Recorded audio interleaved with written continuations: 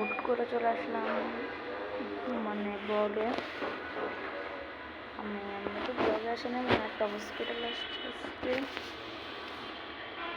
তো এমনি মূলত আসলাম, আমার কিছু সমস্যা আমি ভুগতেছি অনেকদিন ধরে, এই জন্য। তো এখন বসে আছি, আমি কি করবো, আর তো কিছু করার নাই। অনেক মনে করতে পারেন যে এটা আমাদের বাসা, কিন্তু এটা আমার বাসা না, এটা হসপিটাল। আর সবাই দেখবেন, মানে আমি আবার গিয়া সবাইকে দেখাবো না, আমি বাসায় গিয়ে কী করবো।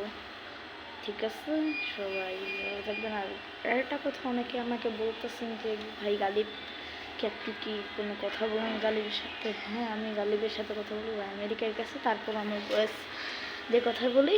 ঠিক আছে, আসসালামু আলাইকুম।